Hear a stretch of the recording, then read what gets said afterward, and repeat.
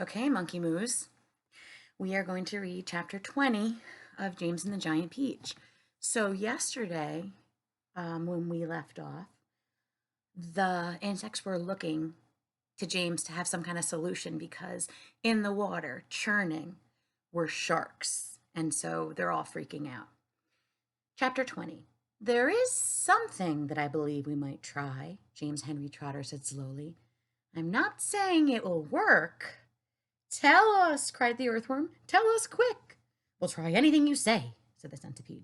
But hurry, hurry, hurry. Be quiet and let the boy speak, said the ladybug. Go on, James. They all moved a little closer to him. There was a longish pause. Go on, they cried frantically. Go on. And all the time while they were waiting, they could hear the sharks threshing around in the water below them. It was enough to make anyone frantic. Come on, James, the ladybug said, coaxing him. I, I'm afraid it's no good at all, James murmured, shaking his head. I'm terribly sorry. I forgot. We don't have any string. We need hundreds of yards of string to make this work. What sort of string? Asked the old green grasshopper sharply. Any sort, just so long as it's strong. But my dear boy, that's exactly what we do have. We've got all you want. How? Where? The silkworm, cried the old green grasshopper. Didn't you ever notice the silkworm? He's still downstairs. He never moves. He just lies there sleeping all day long, but we can easily wake him up and make him spin. And what about me, may I ask? Said Miss Spider. I can spin just as well as any silkworm. What's more, I can spin patterns. Can you make enough between you two?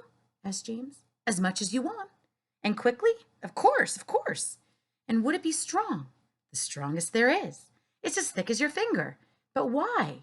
What are you going to do? Okay, let's stop for a second. So if the problem in the story right now is that all of the creatures, including James as well, are on top of the peach and it's bobbing in the water and there's sharks. I guess, so the problem is that the sharks are going to eat the peach, right? Or that's what they're afraid of. So how could string or thread help them escape the situation? Turn and talk to a plant, a window, a friend, a sibling, a parent, your hand. Doesn't really matter. How could string help them? What do you think James's plan might be? This is the moment where you press pause. After you've discussed, press unpause. Okay, let's see. What are you going to do? I'm going to lift this peach clear out of the water, James announced firmly. You're mad, cried the earthworm. It's our only chance. The boy's crazy. He's joking. Come on, James, the ladybug said gently. How are you going to do it?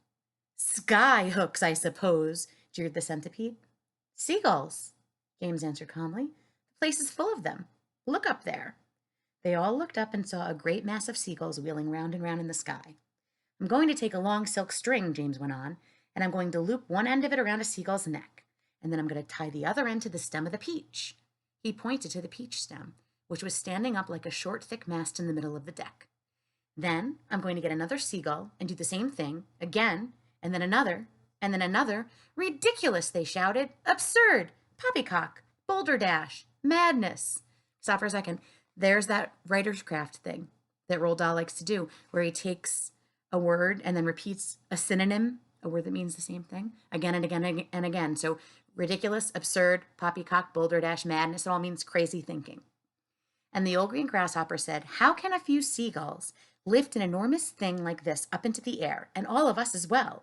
It would take hundreds, no, thousands. There is no shortage of seagulls, James answered. Look for yourself. We'll probably need 400, 500, 600, maybe even 1,000, I don't know. I shall simply go on hooking them up to the stem until we have enough to lift us. They'll be bound to lift us in the end. It's like balloons. You give someone enough balloons to hold, I mean really enough, then up he goes. And a seagull has far more lifting power than a balloon.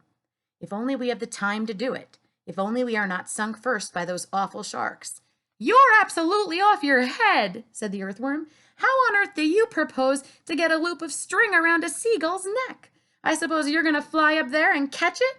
The boy's dotty, said the centipede. Let him finish, said the ladybug. Go on, James. How would you do it? With bait. Bait? What sort of bait? With a worm, of course. Seagulls love worms. Didn't you know that? And luckily for us, we have here the biggest, fattest, pinkest, juiciest earthworm in the world. You can stop right there, the earthworm said sharply. That's quite enough. Go on, the other said, beginning to grow interested. Go on. The seagulls have already spotted him, James continued. That's why there are so many of them circling around. But they daren't come down to get him while all the rest of us are standing here. So this is what— Stop! Cried the earthworm. Stop, stop, stop! I won't have it. I refuse. Be quiet, said the centipede.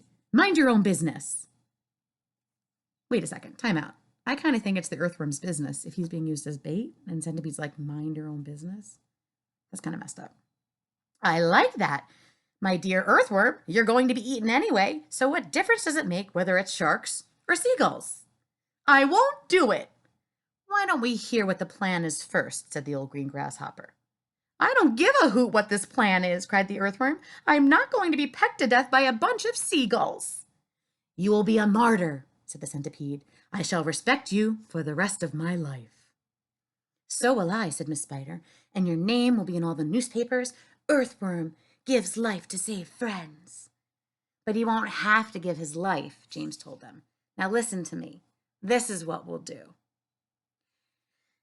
That's the end of chapter 20. So between now and tomorrow, you can be fixing your brains upon what James has in mind. How is he going to be able to hook the string around enough seagulls to lift a peach the size of a house, along with the weight of a ginormous ladybug, spider, earthworm, glowworm, centipede, old green grasshopper, and James? So I guess we're going to find out tomorrow. Mrs. Witchman signing off. Mwah.